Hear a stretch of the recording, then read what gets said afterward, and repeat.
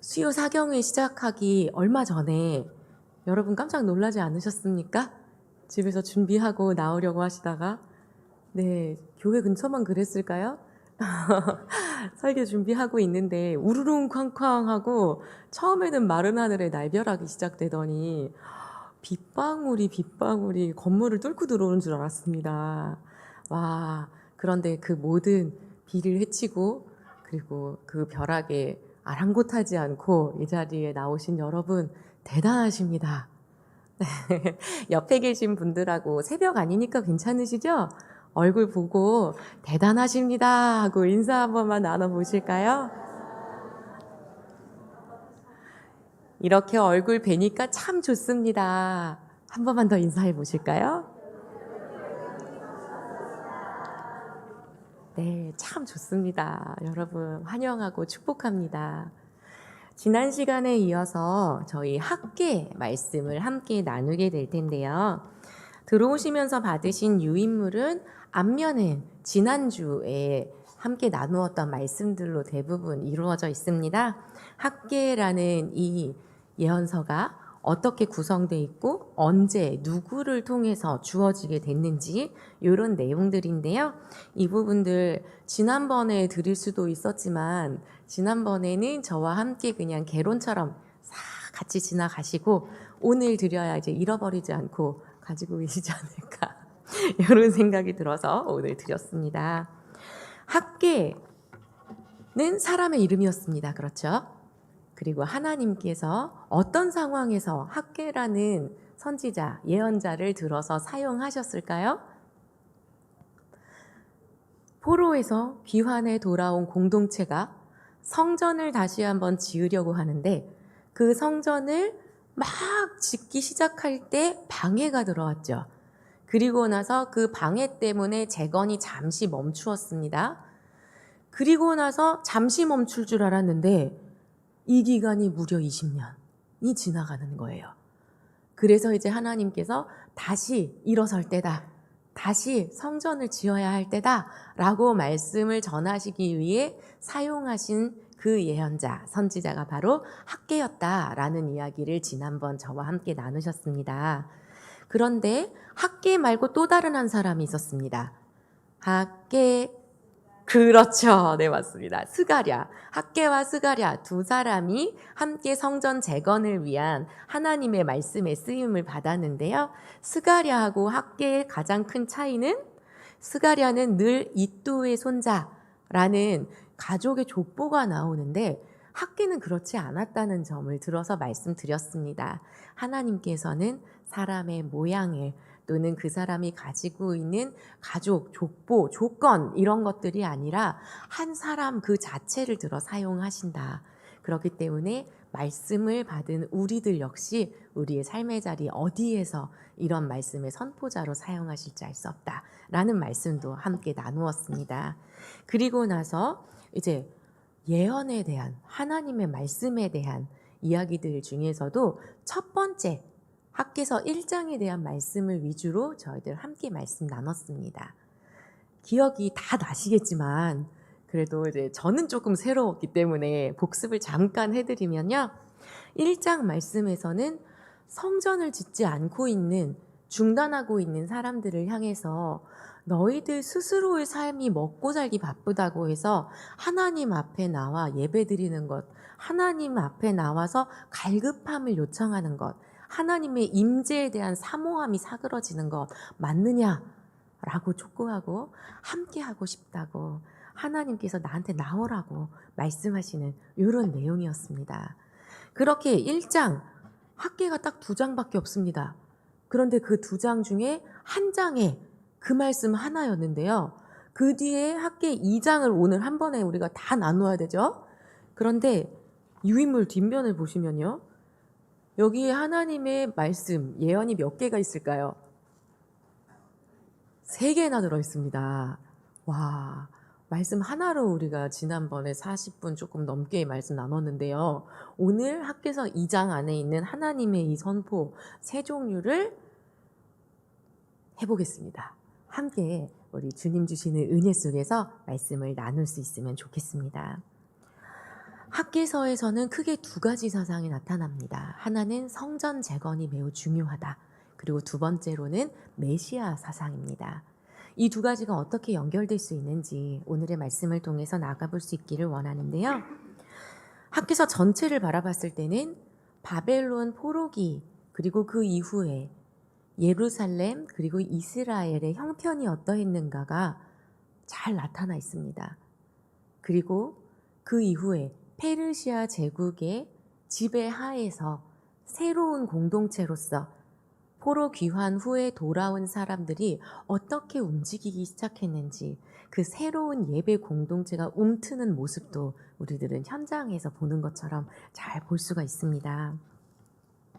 1장과 2장 모두 백성들이 하는 이야기를 하나님께서 들으시고 그 이야기에 대해 반응하시는 걸로 시작됩니다. 1장에서는 하나님의 백성들이 뭐라고 이야기하냐면요. 아직은 성전을 지을 때가 아닙니다. 아직은 성전 지을 때가 아닙니다. 라고 하는 자기들끼리 하는 말을 하나님께서 들으시고 반응하시는 걸로 시작합니다. 그렇다면 2장은 어떻게 시작할까요? 현재 지어지고 있는 성전이 보잘것없구나. 이래서 되겠는가? 이거 맞나? 이렇게 자기들끼리 하는 이야기를 또 하나님께서 들으시는 겁니다. 그리고 그에 대한 반응으로 말씀하세요. 일방적으로 하나님께서 선포하시는 게 아니라 사람들이 하는 말을 들으시고 그 말들에 대한 반응으로 말씀을 주십니다. 하나님께서 얼마나 함께 하고 싶으신지, 함께 하고 있다는 증거를 얼마나 보여주고 싶으신지, 알리고 싶으신지 여기에서도 느껴지지 않습니까? 그러면서 말씀하시는데요. 우리 2장 1절 말씀을 함께 읽으시겠습니다. 일곱째 달 곧 그 달 21일에 여호와의 말씀이 선지자 학개에게 임하니라. 이르시되 아멘. 두 번째 말씀을 주실 때의 배경은요. 주전 520년 일곱째 달 언제라고 나와 있죠? 21일이라고 되어 있습니다. 일곱째 달은 유대력으로 참 의미가 있는 달입니다. 초하루 시작하는 날도 이때 들어있고요. 그리고 대속죄일도 이때 들어있습니다. 그리고 지금 이 말씀을 주신 때는 초막절 기간입니다. 초막절이라는 건 어떤 기간이냐면요. 레위기 23장 34절에 하나님께서 정해주신 그런 절기입니다. 함께 읽어보시겠습니다. 이스라엘 자손에게 말하여 이르라. 일곱째 달 15째 날은 초막절이니 여호와를 위하여 이레 동안 지킬 것이라. 아멘. 이어서 42절과 43절 말씀도 함께 읽어보시겠습니다. 너희는 이레 동안 초막에 거주하되 이스라엘에서 난 자는 다 초막에 거주할지니 이는 내가 이스라엘 자손을 애굽 땅에서 인도하여 내던 때에 초막에 거주하게 한 줄을 너희 대대로 알게 함이니라. 나는 너희의 하나님 여호와이니라. 아멘. 초막절은요. 하나님께서 애굽에서 노예 생활을 하고 있던 그 히브리인들을 온전히 하나님의 능력으로 그 이집트의 모든 헛된 신들을 다 격파해내는 걸 보여주시고 그리고 나서 건져내시고 나서 광야 생활을 시작할 때에 그때에 이제 하나님과 함께 하고 있다라는 걸 기억하라고 우리에게 그리고 그 당시에 광야 생활을 하고 있던 히브리인들에게 정해주신 절기입니다. 그래서 광야 시대 이후에도 초막절은 참 의미가 있었고요. 지금도 유대인들은 이 초막절에 의미를 두고 지키고 있다고 합니다. 그래서 초막절이 되면 텐트를 가지고 베란다에라도 텐트를 친대요. 지금 현재도. 그러면서 출애굽해 주신 하나님, 바벨론 포로에서 귀환하게 해주신 하나님을 기억한다고 합니다. 이때 초막절을 제정해 주셨을 때에 성전이 있었을까요? 레위기죠. 성전 없습니다. 아직 약속의 땅에 들어가지도 못했습니다. 하나님은 어디 계셨을까요? 텐트 안에 계셨습니다. 텐트 생활을 하면서 유랑 생활하던 그 광야에 구름이 뜨면 이동하고 구름이 앉으면 텐트 치는 그 생활을 하고 있던 사람들과 함께 그들의 중앙에서 성막 안에 하나님 계셨습니다. 그 초막절에 이 말씀을 주셨다는 게 의미가 있습니다. 사람들은 학기 1장 말씀에서 딱 도전을 받은 다음에 이제 성전 재건을 다시 시작했어요. 그렇지, 맞다, 하나님께 돌아가자 하면서 성전 재건을 시작했는데 그때 한 달 정도 지나고 나니까 이 성전이 맞나 하는 생각이 드는 겁니다. 왜 그랬는지 우리가 또 한번 잠시 말씀을 보면 좋겠는데요. 에스라 3장 12절 말씀입니다. 에스라 3장 12절 말씀입니다. 함께 읽으시겠습니다. 제사장들과 레위 사람들과 나이 많은 족장들은 첫 성전을 보았으므로 이제 이 성전의 기초가 놓임을 보고 대성통곡하였으나 여러 사람은 기쁨으로 크게 함성을 지르니. 아멘. 젊은 세대와 나이 든 세대가 성전 재건하는 것에 대해 다른 반응을 보이는 이야기입니다. 이때 대성통곡하고 있는 사람들, 그리고 그들의 입에서부터 나오는 말들을 듣고 하나님께서 말씀하시는 거예요. 초막절 기간에 너희들 내 말 좀 들어봐라 하고 말씀하시는데요. 그 대상이 누구인지 우리가 2절 말씀으로 한번 같이 읽어보시겠습니다. 2장 2절 말씀입니다. 너는 스알디엘의 아들 유다 총독 스룹바벨과 여호사닥의 아들 대제사장 여호수아와 남은 백성에게 말하여 이르라. 아멘. 세 종류의 사람들이 나옵니다. 첫 번째는 누굴까요? 나오는데요. 맞습니다. 스알디엘의 아들 유다 총독 스룹바벨이라고 나옵니다. 스알디엘은요, 마지막 유대 남유다의 왕조로 바벨론으로 끌려가서 이제 거기서 포로 생활을 시작하게 된 사람인데 그 아들 스룹바벨을 페르시아에서 다시 한번 유다 총독을 삼아 본국으로 귀환시킨 겁니다. 그러니까 정치적인 리더라고 볼 수 있겠죠. 아직은 독립한 한 나라가 아니지만 하나님 앞에 이 백성들이 설 때에 하나님께서 우리가 아직까지 하나님의 백성으로 남아있다는 걸 알려주시려고 이 유다의 혈통 가운데 스룹바벨을 세워주셨구나 하고 알려주시는 그 혈통의 정통성을 보여주는 인물입니다. 그 다음 두 번째는 누굴까요? 맞습니다. 네, 여호사닥의 아들 대제사장 여호수아. 유다인들은 어떤 생각을 가지고 있습니까? 정치적으로만 다른 나라와 비슷한 구색을 갖추면 하나의 나라라고 스스로 생각합니까? 아니죠. 그들에게는 선민 사상이 있습니다. 우리는 하나님께서 택하신 민족이다 라는 생각이 있는 사람들입니다. 그렇기 때문에 정치적인 리더만으로는 되지 않는 겁니다. 하나님 앞에 예배를 드릴 수 있는 제사장이 필요합니다. 그렇기 때문에 대제사장인 여호수아를 세워주셨고 그 여호수아를 부르십니다. 그리고 나머지 세 번째에는 또 누구를 부르셨죠? 남은 백성. 리더만 부르지 않으셨습니다. 남은 백성까지 모두를 불러 모으십니다. 여기에서 우리가 두 가지 정도를 생각해 볼 수 있는데요. 하나는 하나님께서 많은 사람들 사이에 숙덕숙덕하면서 퍼져나가는 이런 문제들이 있을 때 리더만 불러서 해결하려고 하지 않으셨다는 거예요. 모든 사람을 다 불러서 하나님의 말씀을 듣게 하셨다는 겁니다. 분위기가 좋지 않으니 우리 리더들이 모여서 이런 식의 방향을 한번 잡아볼까요? 아니라 모두 다 내게 나아오라. 모두가 다 한 사람인 것처럼 내 이야기를 들어라 하고 불러 모으시는 겁니다. 두 번째는 조금 더 깊고 큰 의미인데요. 스룹바벨, 이 이름은 바벨론식 이름입니다. 바벨론에 뿌려진 씨라는 뜻입니다. 그런데 혈통은 어떻다고요? 유대인입니다. 하나님의 백성입니다. 하나님의 백성의 혈통이 바벨론이라는 땅에 뿌려진 씨다.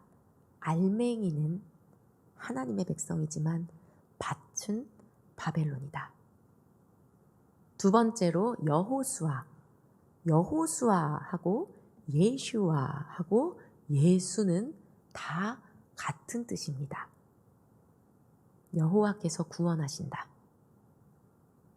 그리고 남은 자라는 신학 사상이 있습니다. 메시아께서 남은 자를 통하여 돌아오신다 라는 사상이 있어요. 그렇기 때문에 신학적으로 살펴봤을 때 이 당시의 사람들에게 어떤 힘이 될 수 있을까요? 너희들은 내가 바벨론이라는 곳에 버린 게 아니다. 바벨론이라는 곳에 씨를 뿌린 나의 남은 자이고 여호와가 너희를 구원할 것이다 라는 의미를 갖고 있는 것입니다. 우리에게 마찬가지로 도전이 된다라고 저는 생각합니다. 우리가 살아가고 있는 이 세상 바벨론에 많이 비유하지 않습니까? 바벨론과 같은 황금 만능주의, 물질 만능주의가 뻗어나가고 있는 이 세상 속에 우리는 하나님께서 뿌리신 주님의 혈통을 가진 그 씨앗으로 심겨져 있는 자들 아닙니까? 그러한 우리를 구원하시기 위해 하나님께서 예수 그리스도를 보내시고 여호와께서 우리를 구원하셨다. 그리고 우리가 바로 이 세상 가운데 주님께서 남겨두신 사람들이다. 그래서 우리가 학계를 통해 바벨론 포로 귀환자들에게만 주신 말씀으로 오늘의 말씀을 받는 것이 아니라 이 바벨론과 같은 세상 속에 나를 뿌리셨고 내가 그 바로 남은 자 되어 주님으로부터 말미암는 구원을 얻은 자로 말씀 안에 도전을 받을 수 있기를 원합니다. 3절 말씀 함께 읽으실 텐데요. 이렇게 회중을 다 모으신 하나님께서 뭐라고 말씀하시는지 한번 봅시다. 2장 3절 말씀입니다. 너희 가운데에 남아있는 자 중에서 이 성전의 이전 영광을 본 자가 누구냐? 이제 이것이 너희에게 어떻게 보이느냐? 이것이 너희 눈에 보잘것없지 아니하냐? 아멘. 한 문장 가운데 무려 질문이 3가지나 들어있습니다. 첫 번째 질문 뭘까요? 지금 돌아와 남아있는 자 가운데서 이전 영광을 본 자가 누구냐? 라고 물으셨어요. 두 번째로는 이제 이것은 너희 눈에 어떻게 보이느냐? 라고 물으십니다. 세 번째, 너희 눈에 보잘것없이 보이느냐? 하고 물으십니다. 연속해서 3가지 질문을 확 던지셨어요. 첫 번째 질문을 생각해 봅시다. 지금 돌아와서 남아있는 자 가운데 이전 영광을 본 자가 누구냐? 이전 영광이라 하면 무엇일까요? 예전 솔로몬 성전을 기억하고 있는 사람들입니다. 포로 기간이 70년이었습니다. 그렇다면 이전에 솔로몬 성전을 본 사람들의 나이는 70이 넘으셨겠죠. 그분들은 솔로몬 성전을 보신 분들입니다. 휘황찬란하게 온갖 좋은 모든 것들로 잘 차려져 있는 그 멋있는 성전, 그 성전을 보기 위해서 이방 열방의 많은 사람들이 사절단을 보내기도 했습니다. 겉으로만 휘황찬란했을까요? 성전의 중심은 무엇입니까? 하나님의 임재입니다. 하나님의 임재의 상징이 무엇이었을까요? 언약궤. 지성소 안에 들어있는 언약궤, 법궤라고도 합니다. 솔로몬의 성전은요, 겉으로도 휘황찬란해 보였지만 그 안에 지성소 안에 언약궤도 들어있었습니다. 그런데 이 언약궤가 어떻게 될 거라고 하나님께서 이미 예언의 말씀을 주신 것이 있습니다. 예레미야서 3장 16절 말씀인데요. 예레미야서 3장 16절 말씀 함께 읽으시겠습니다. 여호와의 말씀이니라. 너희가 이 땅에서 번성하여 많아질 때에는 사람들이 여호와의 언약궤를 다시는 말하지 아니할 것이요 생각하지 아니할 것이요 기억하지 아니할 것이요 찾지 아니할 것이요 다시는 만들지 아니할 것이며. 아멘. 이 말씀 구절은 포로로 잡혀가게 될 그 사람들을 향해 하나님께서 주시는 말씀의 단락 가운데 들어 있습니다. 그러니 포로로 잡혀가서 이 예루살렘이 황폐해졌다가 다시 사람들이 돌아와 번성하게 될 때에는 언약궤에 대해 말하는 사람도 없을 것이고 찾을 수도 없을 거라고, 언약궤가 없을 거라고 말씀하시는 겁니다. 실제로 바벨론에 의해서 예루살렘이 함락되고 성전이 무너졌을 때 그 이후로 법궤에 대해, 언약궤에 대해 남아있는 기록은 아무것도 없습니다. 그래서 크게 두 종류로 나뉘는데요. 한 종류의 사람들은 성전이 파괴됐을 때 법궤도 같이 파괴됐을 거다라는 의견이 있고요. 또 하나는 위태위태한 상황 속에서 어떻게든 법궤를 지키기 위해서 그 법궤를 사람들이 감추어뒀을 거다. 그런데 오랜 시간 동안 포로로 지내다가 돌아와 보니 감춘 사람들이 죽었거나 또는 감추었던 장소를 기억하지 못해서 법궤를 찾지 못했다라는 의견도 있습니다.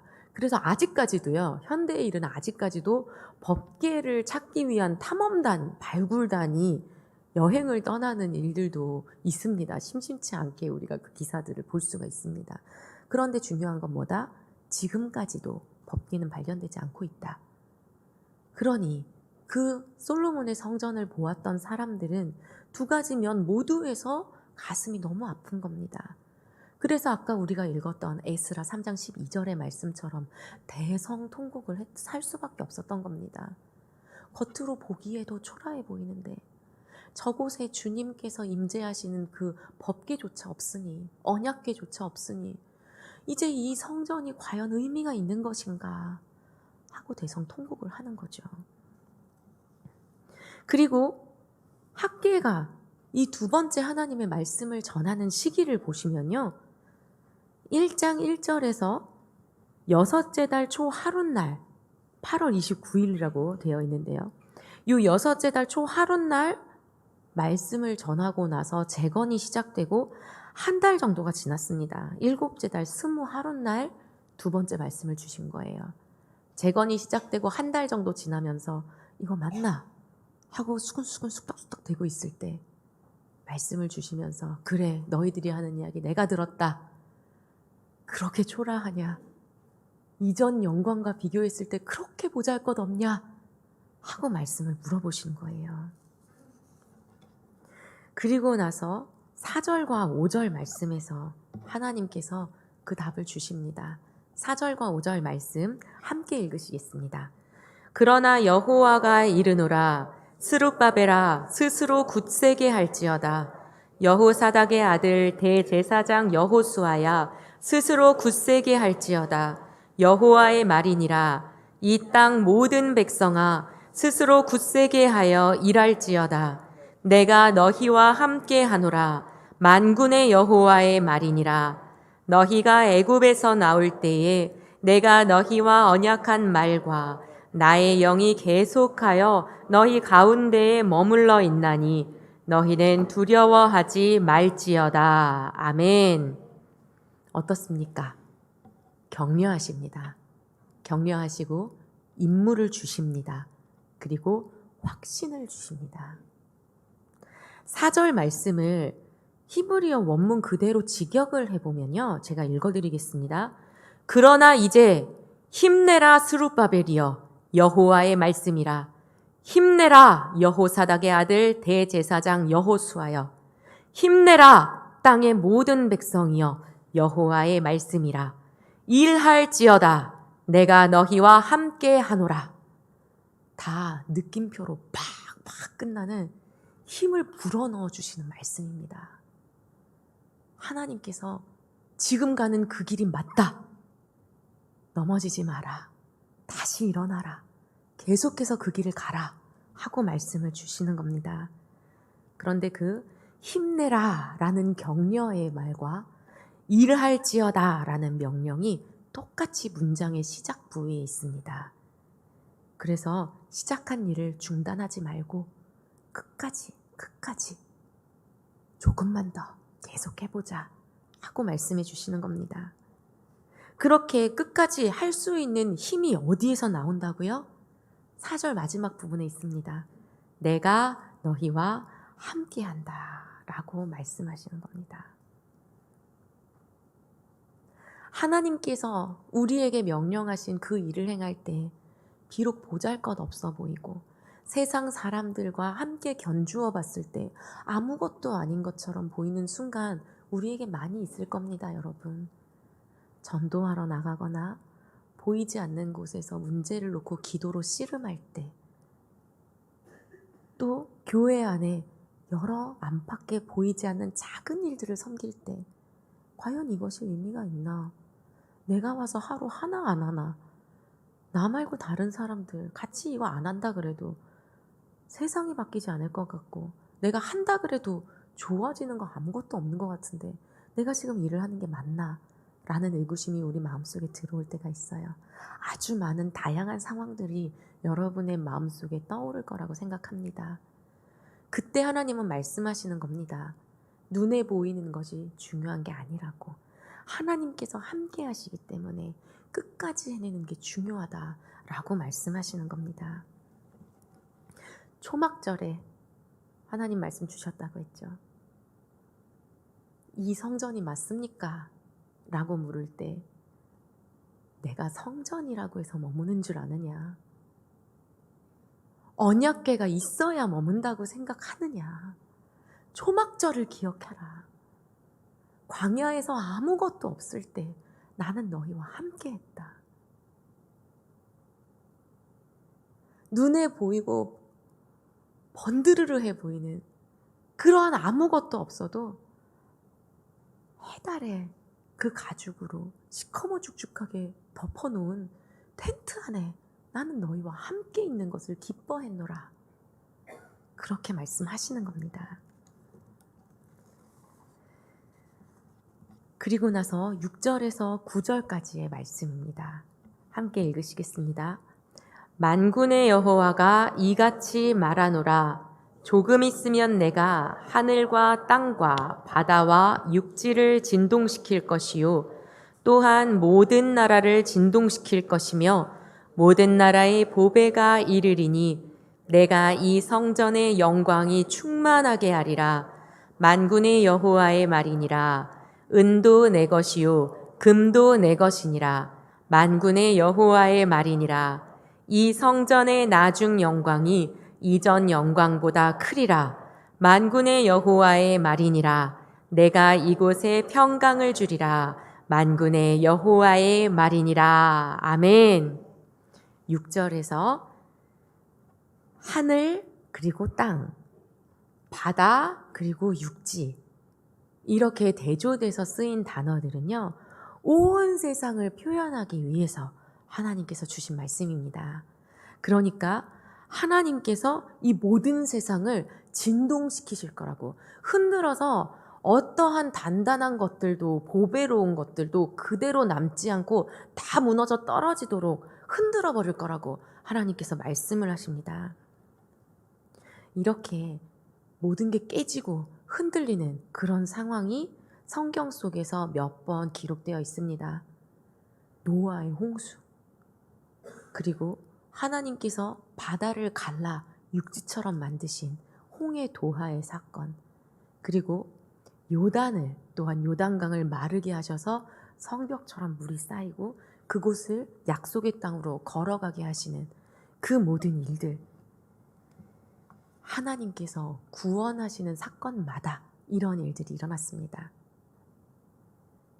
모든 세상을 통치하시고 다스리시는 만군의 하나님이라는 표현으로 이 모든 세상을 흔들고 떨게 만들 때에, 진동하는 그 모든 순간이 이르는 그때에 구원의 주로 너희에게 역사하겠다는 말씀입니다.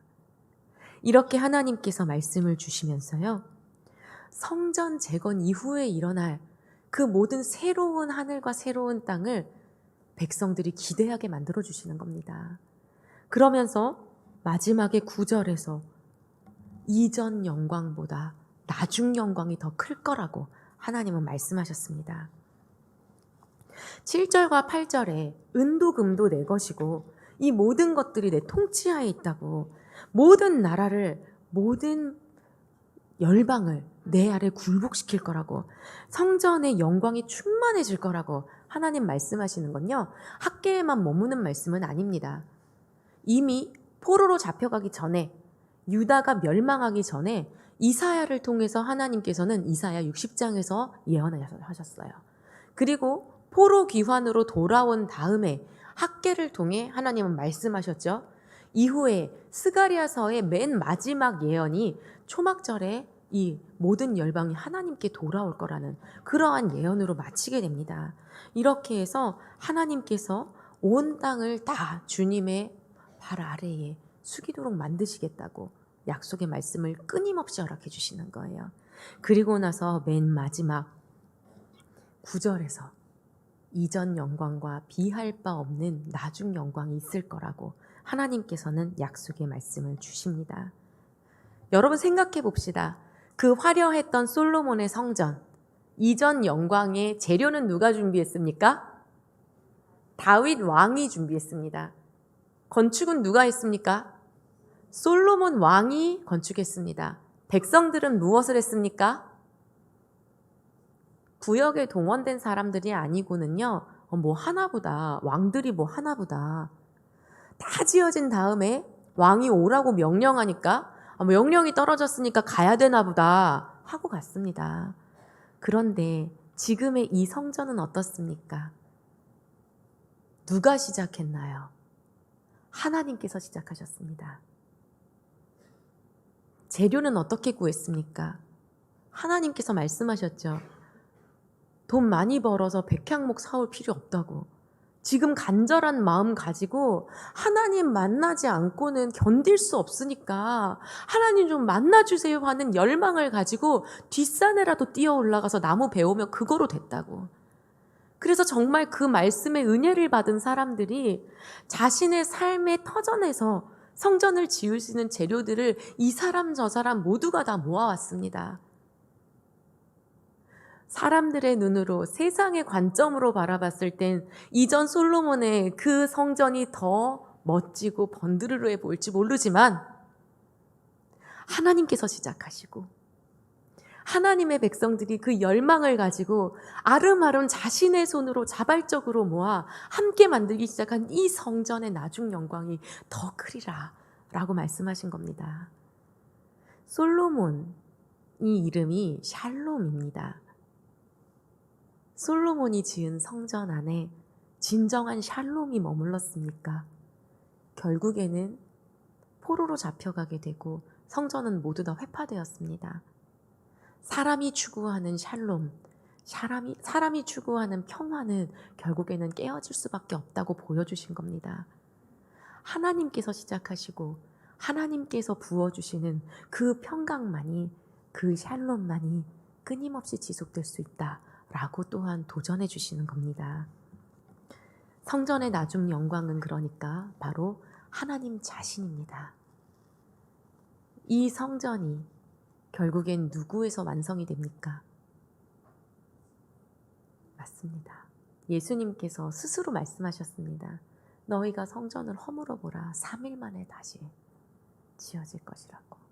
예수 그리스도께서 자신의 죽으심과 부활하심을 빗대어 성전이라고 말씀하셨다가 신성 모독죄로 고소당하지 않으셨습니까? 이 성전의 나중 영광은요, 학개와 스가랴에 의해서 다시 한번 열망이 짚혀지고 남은 자들로 인해, 포로 귀환자들로 인해 지어진 두 번째 성전으로 그치지 않습니다. 하나님께서 결국 우리에게 주시고자 하시는 말씀은 예수 그리스도 안에서 우리에게 허락된 그 누구도 해할 수 없는 성전의 영광을 말씀하시는 겁니다. 그리고 나서 이제 9절까지로 첫 번째 말씀이 한 단락 지어짐, 두 번째 말씀이 한 단락 지어집니다. 하나님께서 많은 사람들의 보잘것없는 이 성전 괜찮겠나? 끝까지 이렇게 지어가는 게 맞나? 하는데 그래, 잘하고 있다. 끝까지 포기하지 마라. 계속해서 함께 가보자. 나중에 영광이 이전 영광보다 클 것이다 라고 한 단락 마무리 지어주십니다. 그리고 나서 하나님의 학계를 통한 세 번째 말씀이 2장 10절에 다리오 왕 제2년 아홉째 달 29날 주어졌다라고 기록이 되어 있습니다. 제의적인 정결과 부정의 문제를 다루고 있는데요. 유대인들에게 있어서 정하다, 부정하다, 거룩하다, 부정하다의 문제는 지금까지도 굉장히 큰 이슈입니다. 하나님께서 물어보시는 겁니다. 그러면 어떤 것이 거룩하고 어떤 것이 부정하냐? 거룩한 것에 부정한 것이 닿으면 그러면 거룩한 것은 어떻게 되냐? 라고 물으실 때 그 대답은 이겁니다. 정리해 드리겠습니다. 마치 코로나 바이러스, 감기 바이러스 이런 바이러스와 비슷합니다, 여러분. 제가 지금은 아무것도 걸리지 않은 상태거든요. 그런데 독감이 심하게 걸리거나 지난주에 이제 코로나 확진자도 있었는데요, 저희 부서에. 그런 친구가 목사님, 저 코로나 걸렸어요. 그래서 제가 그 친구한테 기도해 주러 가정 방문을 합니다. 신방을 가서 기도하면 저의 건강함이 그 친구에게 전염이 될까요?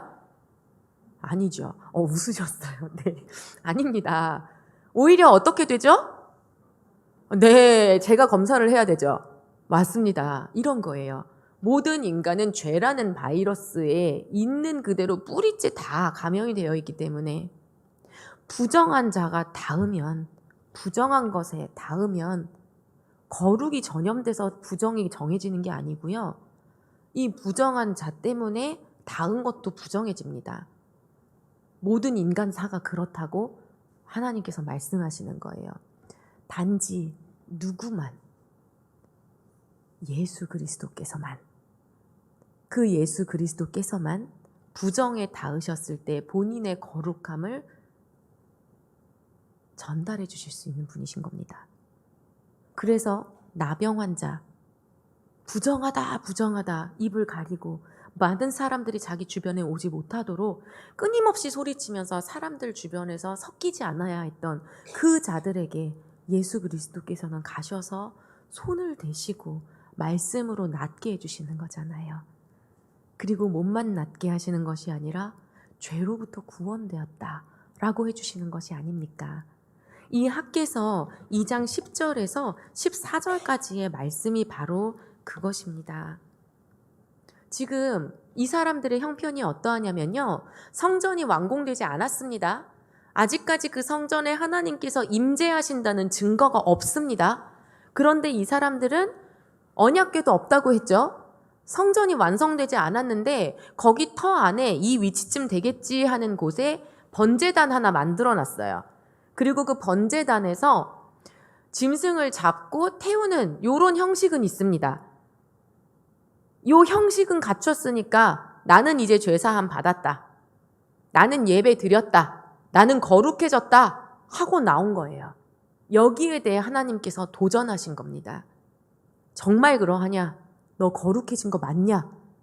하나님의 임재가 없었는데 하나님께서 내가 이곳에 임한다라고 말씀하지 않으셨는데 마음대로 제단 만들어서 마음대로 약식 예배 드리고 그리고 나서 난 예배 드렸으니까 거룩해졌다 하고 돌아가서 바쁘게 너의 일상을 사는 것이 정말 맞냐? 하고 말씀하시는 겁니다. 아니라고. 거룩하지 않다고. 부정한 채 그대로 있다고. 그렇게 하나님 말씀하시는 내용이 10절에서 14절까지의 말씀입니다. 여기에 자막은 없을 텐데요. 성경 말씀 보시고 한번 같이 읽어보실까요? 12절 말씀, 요 한 절만 함께 같이 읽어보시겠습니다. 사람이 옷자락에 거룩한 고기를 쌌는데 그 옷자락이 만일 떡에나 국에나 포도주에나 기름에나 다른 음식물에 닿았으면 그것이 성물이 되겠느냐 하라. 학개가 물음에 제사장들이 대답하여 이르되 아니니라 하는지라. 아멘. 14절 말씀 한 번만 더 읽어볼게요. 시작. 이에 학개가 대답하여 이르되 여호와의 말씀에 내 앞에서 이 백성이 그러하고 이 나라가 그러하고 그들의 손의 모든 일도 그러하고 그들이 거기에서 드리는 것도 부정하니라. 아멘. 이 말씀입니다. 그렇기에 빨리 마음 다해 열과 성을 다해 먹고 살기 바빠서요 말고 주님을 향한 갈급함으로 성전을 완성하라 라고 말씀하시는 겁니다. 그리고 나서 이제 마지막 15절에서 19절 말씀으로 가는데요. 이 내용은 1장에서 우리가 함께 나눴던 내용이랑 비슷합니다. 여기에서 16절을 보시면 20고르 곡식 더미에 수확을 하려고 준비를 다 해서 갑니다. 그런데 나는 20고르 곡식을 가져오겠어 하고 수확하러 갔는데 수확할 수 있는 곡식은 얼마뿐이 없다고요? 10고르, 반타작밖에 못한다는 겁니다. 포도주를 가지러 갑니다. 포도주 틀에 50고르 포도주를 얻을 수 있겠거니 하고 갔더니 결국에 손에 쥐고 오는 건 얼마가 된다고요? 20고르, 반타작도 안 된다는 겁니다. 그런데 그런 일이 왜 일어났는지 한번 생각해 보라고 15절에서 다시 한번 말씀하십니다. 15절 말씀 함께 읽으시겠습니다. 이제 원하건대 너희는 오늘부터 이전 곧 여호와의 전에 돌이 돌 위에 놓이지 아니하였던 때를 기억하라. 아멘. 과거를 돌아보면서 현재를 파악하고 그리고 나서 미래를 계획하라고 하나님 말씀하시는데요. 그 기준은 무엇이냐면 나의 집에 석가래 얹기에 바빠서 하나님께 돌아오지 않았고 형식적으로만 예배드렸지 마음을 주님께 드리지 않았고 삶에서 어려움의 순간을 회피하기 위해 예배를 수단으로 삼았지 예배를 삶의 중심에 놓지 않았다. 그렇기 때문에 1장에서 이야기했던 모든 일들도 지금 2장에서 말하는 모든 일들도 생겨난 것이다 라고 하나님 말씀하시는 겁니다. 열심히 일해도 손에 쥐지 않는 것, 그렇다면 그 중심엔 무엇이 있느냐? 열심히 일했을 때 손에 쥔 게 많기 위해서 예배를 드리는 것, 이것 또한 아니다라고 말씀하시는 겁니다. 그건 부수적인 것이고 이 땅에서 내가 열심히 수고하여 잘 모으게 되는 것은 부수적인 것이고 중심은 하나님의 앞에 내가 올바른 예배자인가, 나의 모든 삶의 기준을 주님께 드리고 있는가, 이것을 확실히 알아 라고 다시 한번 도전하시고 나서요 하나님께서는 축복의 말씀을 주십니다. 마지막 오늘의 본문 말씀을 우리가 함께 읽으시겠습니다. 20절에서 23절 말씀입니다. 그달 24일에 여호와의 말씀이 다시 학개에게 임하니라. 이르시되 너는 유다 총독 스룹바벨에게 말하여 이르라. 내가 하늘과 땅을 진동시킬 것이요 여러 왕국들의 보좌를 엎을 것이요 여러 나라의 세력을 멸할 것이요 그 병거들과 그 탄자를 엎드러뜨리리니 말과 그 탄자가 각각 그의 동료의 칼에 엎드러지리라. 만군의 여호와가 말하노라. 스알디엘의 아들 내 종 스룹바벨아, 여호와가 말하노라. 그날에 내가 너를 세우고 너를 인장으로 삼으리니 이는 내가 너를 택하였음이니라. 만군의 여호와의 말이니라 하시니라. 아멘. 6절과 비슷하죠. 6절에서와 마찬가지로 만군의 하나님께서 하늘과 땅을 진동시키겠다고 또 한 번 말씀하십니다. 그런데 이어지는 말씀이요, 과거를 쭉 파노라마 같이 이렇게 돌아보게 하시는 말씀입니다. 22절 말씀에서 여러 왕국들의 보좌를 엎을 것이요 아시리아가 멸망하고 바벨론이 다시 강대국이 되는 걸 보았습니다. 강대국이 된 바벨론이 남유다를 멸망시켜서 포로로 끌고 가는 것을 경험했습니다.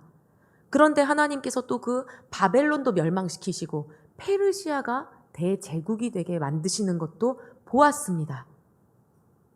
모든 열방들, 여러 왕국들의 보좌를 하나님께서 엎으셨다. 이렇게 말씀하시는 겁니다. 여러 나라의 세력을 멸망시키시는 것도 이들은 보았습니다. 병거들과 그 탄 자를 엎드러뜨리니, 이 표현은요, 유대인들, 히브리인들에게 아주 익숙한 표현입니다. 병거들과 그 탄 자를 엎드러뜨린다라는 표현은 어디서부터 시작되냐면요, 출애굽기에서부터 시작됩니다. 하나님께서 히브리인들을 다시 노예로 잡아가려고 병거와 마병을 이끌고 오는 파라오의 그 군대들을 홍해를 통해 어떻게 하셨는지 병거와 그 탄 자를 물속에 빠뜨리셨다. 시편에도 계속해서 등장하는 표현입니다. 그래서 바벨론 포로 귀환에서 그 앞에 있는 출애굽에 이르기까지 하나님께서 계속하여 모든 세상을 다스리시며 그 하나님의 백성들을 보호하셨다라는 걸 일깨워 주시는 말씀입니다. 그러면서 만군의 여호와가 말하노라 하고 스룹바벨을 세웠다라고 말씀하십니다. 우리는 여기에서 그 너머를 볼 수 있기를 원합니다. 스룹바벨을 통해 하고 싶으셨던 말씀은 무엇일까요? 제가 오늘 말씀의 첫머리에서 스룹바벨은 어떤 의미라고 말씀드렸죠? 유대 혈통, 다윗의 혈통. 그 다윗의 혈통에 이어 포로로 귀환한 사람들의 정치적인 리더가 됐던 스룹바벨, 다윗의 혈통을 통해 이제는 누가 오신다? 예수 그리스도께서 오신다. 거기까지 우리에게 보여주시는 겁니다. 그리고 나서 택하신 하나님의 백성을 하나님께서는 끝끝내 구원해 내시고 말겠다라고 주시는 말씀인 겁니다.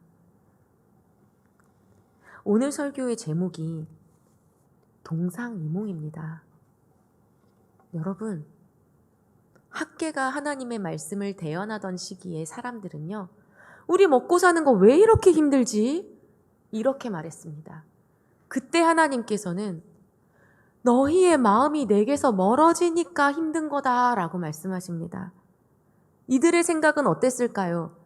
지금이라도 나가서 하루라도 더 일해야 한 푼이라도 더 벌지 않겠습니까? 그래야 우리가 먹고 사는 형편이 나아지지 않겠습니까?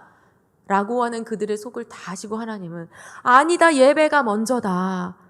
여호와 하나님을 향한 갈급함이 먼저다 라고 말씀하십니다. 또 이들은 어떻습니까? 그래요? 그러면 한번 해볼게요. 성전 지어 보겠습니다. 그런데 하나님, 성전 너무 초라합니다. 이렇게 초라한 성전인데 이걸로 되겠습니까? 하나님 말씀하시죠. 겉으로 보기에 초라한 게 문제가 아니다. 내가 그곳에 임하면 되는 것이니라.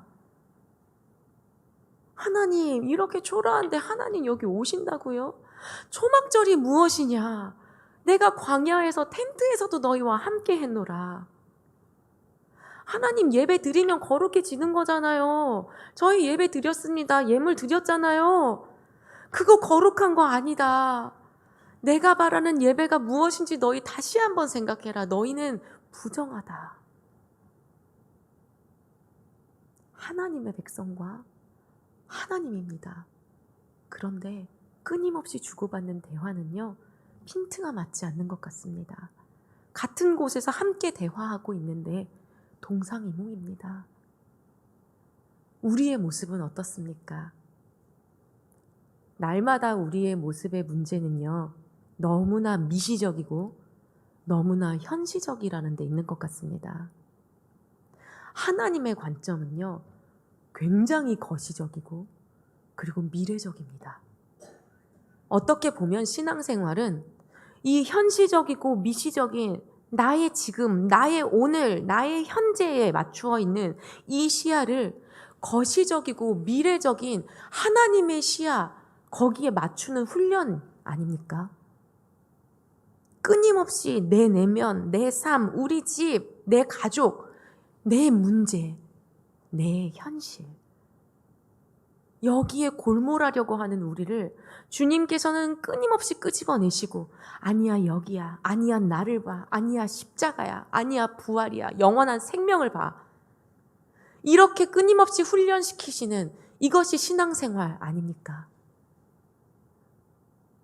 과연 우리는 주님과의 대화의 장이 열리고 예배의 자리가 열렸을 때 동상이몽이 아닙니다 라고 주님 앞에 당당하고 자신 있게 말할 수 있습니까? 다니엘과 같은 믿음의 선배도 이런 문제에 봉착한 적이 있습니다. 다니엘서 12장 1절을 보시면요, 그때 내 민족을 호위하는 큰 군주 미가엘이 일어날 것이요 또 환란이 있으리니 이는 개국 이래로 그때까지 없던 환란일 것이며 그때의 내 백성 중 책에 기록된 모든 자가 구원을 받을 것이라. 아멘. 이런 말씀이 있습니다. 다니엘 10, 11, 12장이 앞으로 일어날 일에 대한 예언의 말씀 세트입니다. 다니엘은 이 기도를 왜 시작했냐면요, 본국에서 포로에서 귀환돼 돌아간 사람들이 어려움을 겪고 있다라는 이 상황에 대해서 하나님께 민족을 위한 기도를 올렸습니다. 그런데 하나님께서는 12장 1절 말씀을 주십니다. 12장 1절 말씀은 나중에 요한계시록하고 연결되는 말씀입니다. 이 모든 새하늘과 새 땅이 이루어질 때 하나님께서 인치신 주님의 백성들이 구원받게 될 것이다. 아니, 하나님 지금 포로 귀환 돌아간 우리 민족 주님께서 좀 책임져 주세요, 주님께서 그들을 돌보아 주세요 하고 기도했는데 하나님께서 막 다니엘 10장 11장 12장에 말도 안 되는 환상을 보여주시면서 새하늘과 새 땅이 열릴 때 인침받은 하나님의 백성들을, 생명책에 기록된 그 모든 사람들을 내가 반드시 구원을 내겠다라고 말씀을 주시니까 그 앞에서 힘이 빠졌다라고 기록이 되어 있습니다. 모든 사람이 다 마찬가지입니다. 나의 오늘의 그 어려움 때문에 주님 앞에 무릎 꿇었는데 오늘에 대한 약속의 말씀을 주시는 게 아니라 마지막 그 마지막 때에 열방을 위해 기도해라 라고 도전을 주시면요, 허무함이 밀려옵니다. 하나님, 그럼 저는요, 지금 당장 이 문제는요, 우리 식구들 어떡하라고요? 그런데 계속해서 주님은 나를 보면 내가 해결한다. 너는 나를 위해 일하고 너의 문제는 내가 해결한다. 이렇게 말씀하시는 겁니다. 학개서 1장도 학개서 2장도 그뿐만 아니라 모든 말씀들이 결국엔 이것입니다. 현시적이고 너무나 작은 것만 보고 있는 우리의 시야를 주님께로 올려서 하나님의 시야에 맞추어, 하나님의 관점에 맞추어 현재를 넘어 미래를 볼 수 있는, 그리하여 하나님과의 동상이몽이 아니라 하나님과의 동고동락이 우리의 모습이 될 수 있기를 원합니다.